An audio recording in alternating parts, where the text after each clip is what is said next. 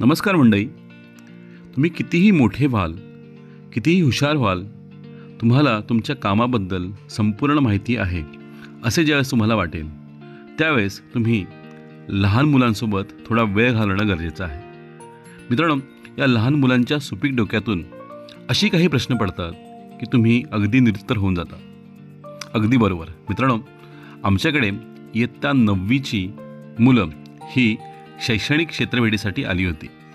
आमच्या बाजूच्याच गावच्या म्हणजे भडगाव या गावच्या सह्याद्री माध्यमिक विद्यालय या शाळेतील इयत्ता 9वीची मुलं ही आमच्याकडे शैक्षणिक क्षेत्रभेटीसाठी आली होती.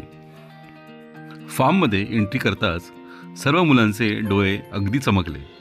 इतके सारे ससे, इतक्या रंगाचे ससे, इतक्या छान छान आकाराचे ससे, यांना पाळतात कसे, यांना खायला काय देतात, यांचे दात, कान, डोळे यांच्याबद्दल त्यांना खूप सारे प्रश्न पडले.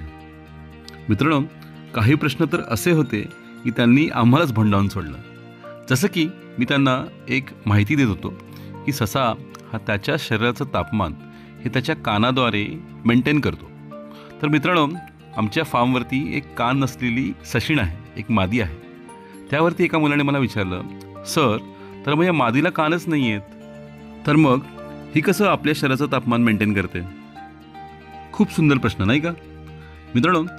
या मुलांनी बरेचसे असे प्रश्न ऑलरेडी लिहून आणले होते, त्यामुळे आम्हालाही त्यांच्या प्रश्नांची उत्तरं द्यायला खूप मजा आली. सुरुवातीला या मुलांना आपल्या सशांना हात लावायला भीती वाटत होती की हे ससे चावतील की नाही, परंतु नंतर त्यांनी प्रत्येकाने एक एक ससा उचलून घेतला आणि सशाबरोबर खेळायला सुरुवात केली. त्यांची भीती कमी झाली, त्यांना कुतूहल वाटलं आणि प्रत्येकाच्या चेहऱ्यावरती एक खूप छान असं आनंदी हसू दिसलं. सशांच्या पूर्ण अवयवामधला एक महत्त्वाचा अवयव आहे, कारण की त्याच्या पूर्ण शरीराचं तापमान हे मेंटेन करण्याचं काम करतं. ठीक आहे. सशाच्या अंगावरती भरपूर केस आहेत. ठीक आहे. मला सांगा, हा कोणत्या ऋतुमानामध्ये त्याला जास्त आवडत असेल? हिवाळ्यात. बरोबर. जेवढी थंडी असेल तेवढं त्याला चांगलं, आणि त्याकडे भरपूर केस आहेत. बरोबर. त्याला केस असल्यामुळे त्याला घाम येत नाही, त्यामुळे त्याला टेम्परेचर आवडत नाही, गरमी त्याला आवडत नाही. त्यामुळे जितकी जास्त गरमी असेल तो शाकाहारी प्राणी आहे. ठीक आहे. तो मूलतः गवत आणि चारा, सुका चारा खाऊन जातो. त्यामुळे त्याच्या लेंडीमध्ये जे आहे ह्या बऱ्याचशा गोष्टी तुम्हाला ती फ्लेक्स लावला पाहिजे. त्याची जी लेंडी आणि मूत्र मोठा फ्लेक्स लावतो तर तुम्हाला बऱ्याचशा गोष्टी मिळतील. ठीक आहे. त्यामुळे ह्याची लेंडी जी आहे ना, ही खूप चांगलं जैविक खत असतं. म्हणजे आपण शेळ्यांची लेंडी कशी आपल्याला थंड करावं लागते, गरम असते, गाईचं शेण आपल्याला कुजवावं लागतं, तसं ह्याच्यामध्ये प्रकार नाही. तुम्ही आताही झालेली लेंडी आहे ना, ही अशी अशी म्हणून तुम्ही झाडांना घालता, पण झाडांना काही अपाय होत नाही, कारण झाडं छान होतात.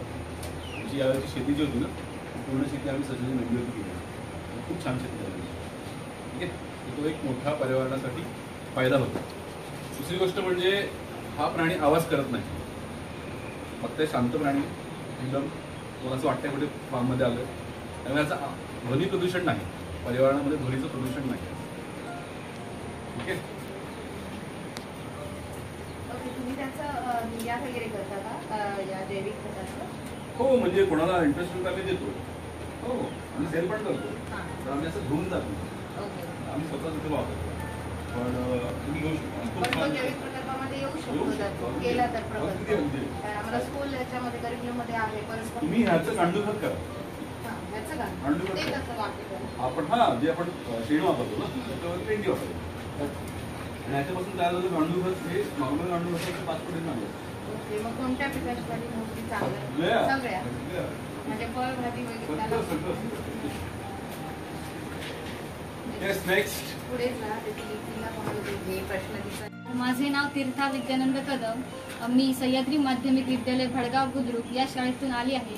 आम्ही इथे क्षेत्रभेटीसाठी आलो होतो. मला इथे येऊन खूप चांगलं वाटलं. मी इथे ससे बघितले आणि सस्यांची पिल्ले देखील बघितली. धन्यवाद. नमस्कार, माझे नाव सार्थक अमित कल्याणकर. मी इयत्ता 9वीमध्ये शिकत आहे. मी सह्याद्री माध्यमिक विद्यालय भडगाव बुद्रुक या शाळेतून आलो आहे. आम्ही आज निरुखेमध्ये बुंगू रॅबिट फार्ममध्ये क्षेत्रभेटीच्या निमित्ताने आलो होतो.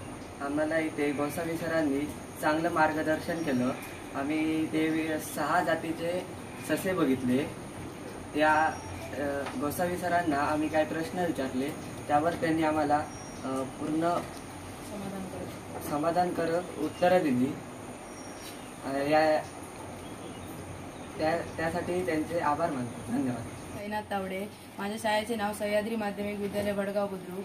आम्ही इथे क्षेत्रभेटीसाठी अभंग रॅबिट फार्म निरुखे येथे आलो होतो. तिथे आम्हाला गोसावी सरांनी आम्हाला सशांची भरपूर माहिती सांगितली, किती प्रकारचे ससे असतात, त्यांचं पालन पोषण कसं करायचं इत्यादी माहिती दिली. त्याबद्दल त्यांचे धन्यवाद. नमस्कार, माझे नाव सुप्रिया तुकाराम बांदेकर, सहाय्यक शिक्षिका सह्याद्री माध्यमिक विद्यालय भडगाव बुद्रुक येथून आम्ही आज दिनांक 14 नोव्हेंबर बालदिनाचा औचित्य साधून अंबुगू या ससे फार्ममध्ये गोसावी सरांच्या या नियोजित प्रकल्पाला भेट देण्यासाठी आणि क्षेत्रभेटीकरिता इथं आलो आहोत.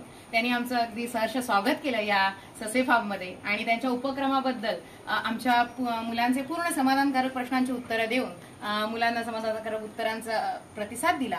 तसेच मुलांचे काही क्वेरीज असतील आणि इतर माहिती जी मुलांना अवगत नव्हती त्याबद्दल सुद्धा अवगत करून दिलं. आणि या उपक्रमासाठी आणि ससे फार्ममध्ये त्यांनी जो काही आर्थिक असेल फायदा असेल किंवा आणि पर्यावरण दृष्टिकोनातून जो काही फायदा होतो आहे त्याबद्दल देखील मुलांना अवगत केलं. त्याबद्दल मी आमच्या प्रशालेच्या वतीने आणि संस्थेच्या वतीने मी त्यांचे आभार मानते. धन्यवाद. थँक्यू. तर मित्रांनो, मुलांमध्येही लहानपणापासून सस्यपालनाबद्दल कुतूहल प्रेम निर्माण करण्याचा आमचा हा प्रयत्न होता. तर तुमच्याही शाळेला किंवा तुमच्या ग्रुपला अशी शैक्षणिक भेट द्यायची असेल तर आम्हाला नक्की संपर्क साधा. मित्रांनो, आजचा व्हिडिओ तुम्हाला कसा वाटला हे आम्हाला कमेंट करून नक्की सांगा. सस्यपालनाचे असेच छान छान व्हिडिओ घेऊन आम्ही पुन्हा तुमच्यासमोर येणार आहोत. तोपर्यंत धन्यवाद.